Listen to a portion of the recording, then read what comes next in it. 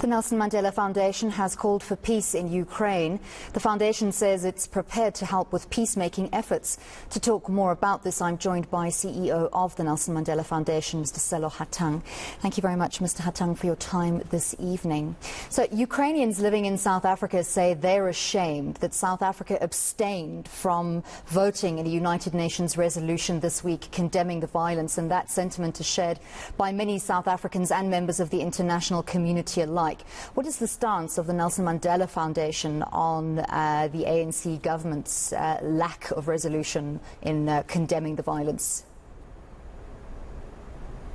Good evening, and thank you very much for this opportunity. I think for us it's important that we try and deal with this crisis in a way that helps ensure that we all understand that we as a nation, we need to try do what we did back in the 90s and 80s when we were in trouble as a nation. Had people just been condemning without also trying to get people to the table, it wouldn't have helped much. And that's why as the foundation we're saying calls for peace do not necessarily mean that you agree with what's happening. And it's important that we note that even at a moment like this, for all of us to take pause and say, we were here as a nation, and what helped get us to where we needed to be was negotiation. It was Mr. Hattingh, I'm sorry, I'm going to jump in there, and I do apologize for interrupting you. What about the fact that international sanctions and international condemnation of the apartheid system played a very important role in destabilizing and ultimately dismantling that system of governance? Surely South Africa should take a stronger stance here. Yes, calling for peace is essential. Yes, negotiation and talks are essential. But surely condemnation in its very strongest form is also called for. Precisely, and I'm saying it's not one is not to the exclusion of the other. And it's an important point that you're making. The two are going side by side. And I think like what we did as the Nelson Mandela Foundation, we're saying it's not enough to just condemn. We should also be trying to then get people to understand that what are the contexts around the world at the moment? What is it that's going on that we need to also be not ignoring? And you'll note that in our statement, we also go to an extent of looking at the nuclear power to say the destruction of any nuclear energy station or whatever else that's there will be a real shame for the world. And I think it's important that as we do so, you condemn with a view of understanding that peace has to be built at the end of the day. That's why we call for ceasefire, and we're saying to all powers that are involved, including those who started fanning it, that they need to now be ensuring that the peace is restored in Ukraine. And to the Ukrainian people, we really feel your pain. The loss of life is one that we really are feeling saddened by. To South Africans, other Africans who are caught in this, in the mess, especially when it comes to racism, we particularly feel your pain. And I think it's important that as we condemn and as we look at what's happening in Ukraine, not forget the plight of black people.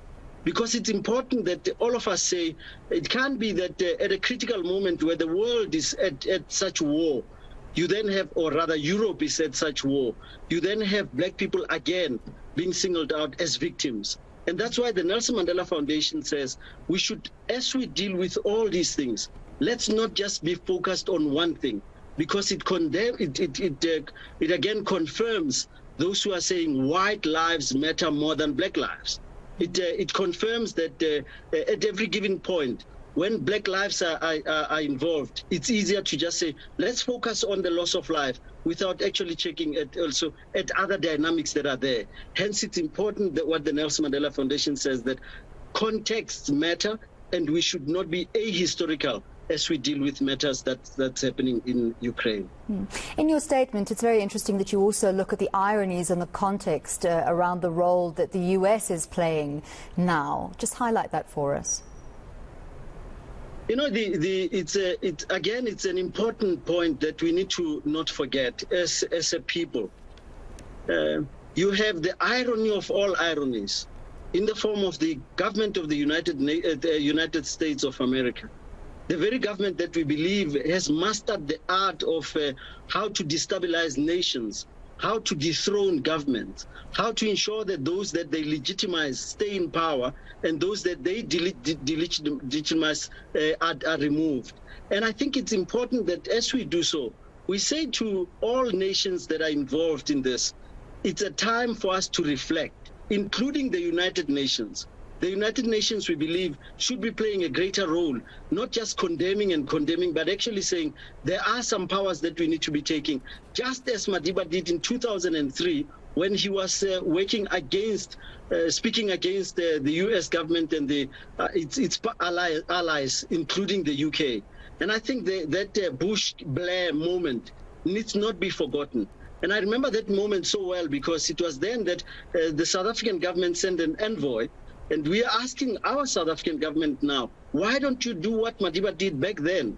That you send an envoy to make sure that there's something that is done practically. We can see what's happening in the backdrop, not just a quiet diplomacy. We're not calling for quiet diplomacy, in other words. It must be something that we're seeing that is being done. And I think if we are to reflect on that 2003 moment, when Madiba went on that attack on government of the US and the UK, we must then say what is being called today, it should be seen for what it is, an irony of ironies, but it doesn't mean that it's anywhere right. It's still wrong what Russia did. Thank you very much for speaking to us. That was the Nelson Mandela Foundation CEO, Sello Hantang.